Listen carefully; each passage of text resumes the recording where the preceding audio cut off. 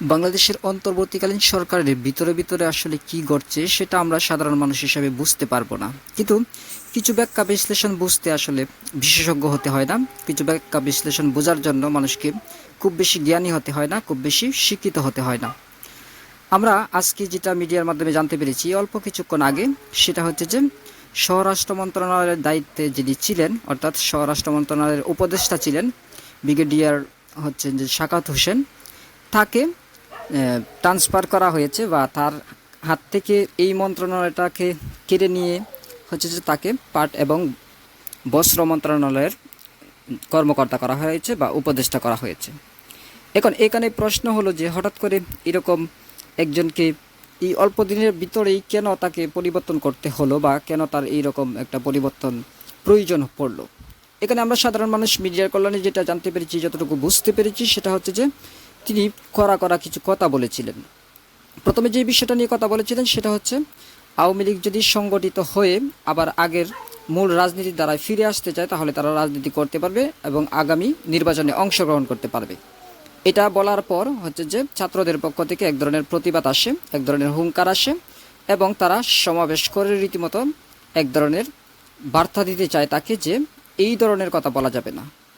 এখন এটা নিয়ে মানুষের মনে একটা ডিবেট, একটা দ্বন্দ্ব থাকতেই পারে, কারণ যেহেতু বাংলাদেশে আওয়ামী লীগ অস্বীকার করার মতো কোনো কিছু নেই যে তারা একটা দল, বৃহৎ একটি দল।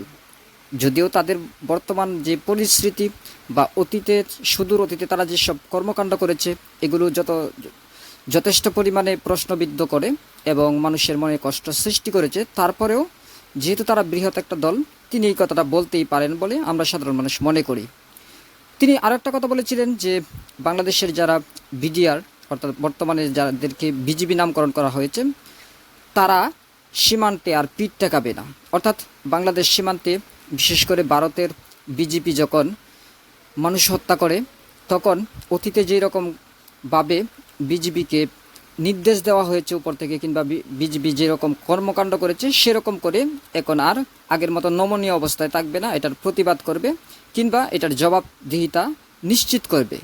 তো এটা যেহেতু ভারত বিরোধী কথা, আর আমরা আজকে মিডিয়ার কল্যাণে জানতে পেরেছি ডক্টর ইউনূস, এই অন্তর্বর্তীকালীন সরকারের প্রধান, তিনি মোদির সাথে ফোনে কথা বলেছেন। আর ফোনে কথা বলার পর আজকে আবারও উপদেষ্টাদেরকে এক্সট্রা কিছু দায়িত্ব দেওয়া হয়েছে এবং তাকে স্বরাষ্ট্র মন্ত্রণালয় থেকে পাট এবং বস্ত্র মন্ত্রণালয়ে ট্রান্সফার করা হয়েছে।